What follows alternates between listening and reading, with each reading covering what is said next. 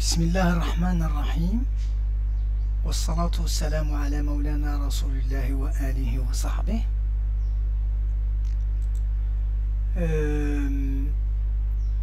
Troisième vidéo sur le chapitre 5 de mécanique analytique. On y aborde la méthode par séparation des variables, c'est-à-dire en écrivant à partir de l'hamiltonien du système, on écrit l'équation de Hamilton-Jacobi, comment utiliser la méthode de séparation des variables pour obtenir l'intégrale complète de notre système. Bien, donc on va voir dans cette méthode deux points. Le premier point, c'est le système conservatif. Si le système est conservatif, donc h égale constante, alors il est clair que l'intégrale complète S va contenir une fonction caractéristique W qui ne dépend que des coordonnées et un terme qui ne dépend qui dépend du temps. Donc si h est indépendant explicitement du temps, on peut commencer par poser la solution, l'intégrale complète S sous la forme W de QI plus S0 de alpha 1 du temps, de T. S0 est une fonction du temps et W est indépendante du temps. L'équation de Hamilton-Jacobi peut s'écrire alors sous la forme suivante, parce que D de S sur D de QI va devenir D de W sur D de QI ici, et D de S sur D de T va devenir D de S0 sur D de T ici. Ce terme-là ne contient pas le temps, et ce terme-là est une fonction du temps uniquement. Il est clair donc que ces deux termes sont opposés.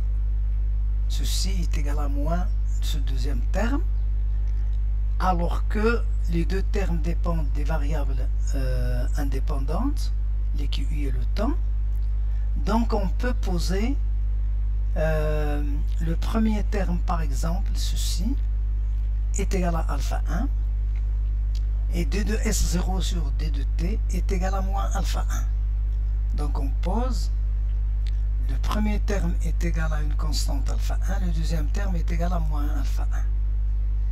Ce deuxième terme, D de S0 sur D de T est égal à moins alpha 1, donne que S0 est égal à moins alpha 1 T.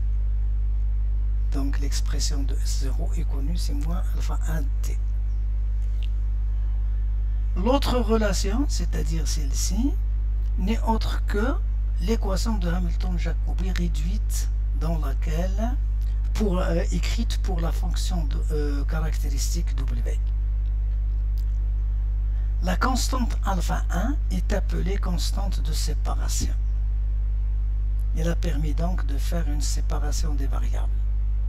Elle correspond à l'énergie totale du système. Bien. Donc voilà la première étape. Si on prend un système conservatif, on peut effectuer cette séparation de variables. Maintenant, de manière générale, si dans l'expression de l'équation de Hamilton-Jacobi ici, si dans l'expression de Hamilton-Jacobi que nous avons ici, nous voyons par exemple que la coordonnée Q1 est D de S sur D de Q1,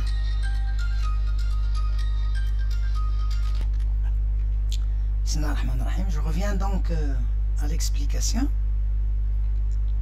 De manière générale, la séparation des variables peut être appliquée de la manière suivante. Par exemple, nous avons l'hamiltonien du système, l'équation de Hamilton, l'équation de Hamilton-Jacobi étant écrite, nous devons regarder dans cette équation-là si il existe la possibilité suivante, c'est-à-dire une certaine variable Q1 par exemple, et la dérivée de S par rapport à Q1 se trouve groupée, c'est-à-dire ils ne font intervenir dans ce groupement, il n'y a pas d'autres coordonnées différentes de Q1, il n'y a pas le temps aussi. C'est-à-dire que l'on peut l'écrire sous la forme phi de Q1 d2s sur d de Q1. Les variables sont d2s sur d de Q1 et Q1. Cette fonction-là, elle se trouve indépendante dans l'écriture de l'équation de Hamilton-Jacobi. Dans ces conditions-là, on peut chercher l'intégrale complète S sous la forme suivante, c'est-à-dire que S de Q alpha t est égal à S1 de Q1 t plus S2 des autres QI différents de 1 et t.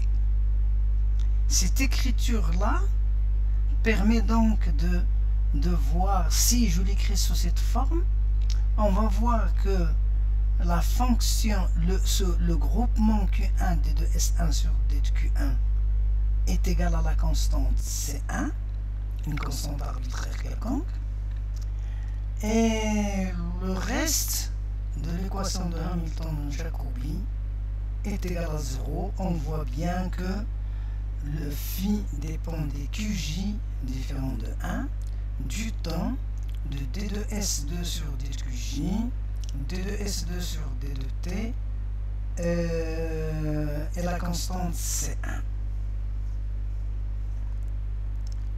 Alors, cette première équation, l'équation 1 ici, est une équation différentielle ordinaire.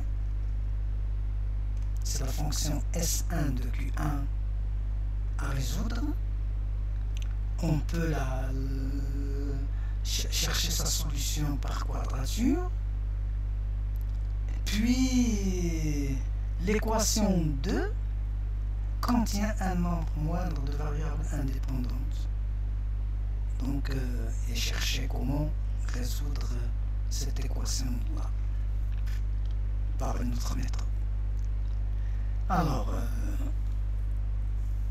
je résume les cas particuliers que je viens de citer ici. Dans le cas où une coordonnée QJ est cyclique, on peut chercher l'intégrale complète S sous la forme S est égal à S1 de QJ plus S2 des autres QI différents de J. Donc, on est S1 de QJ est égal à alpha J QJ. Alpha J est une constante arbitraire que l'on peut poser égale, que l'on doit poser, et puis J est égal à alpha J. Voilà, donc toute coordonnée cyclique est une coordonnée pour laquelle on peut associer un moment conjugué πj qui est une constante du mouvement. Ceci donc c'est connu depuis le chapitre 1, sinon la suite aussi du chapitre 2. Donc la solution du problème, l'intégrale complète S, dans cette intégrale complète, on trouve une séparation des variables. On sépare la variable cyclique des autres variables.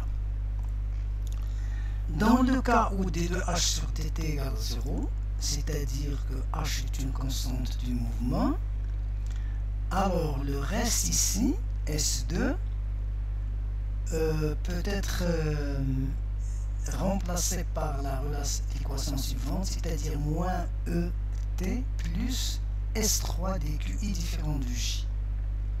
Donc on a séparé encore, on a effectué une deuxième séparation des variables. Donc on a séparé QJ des autres coordonnées, le temps des autres coordonnées, ainsi de suite. Si le système est complètement séparable,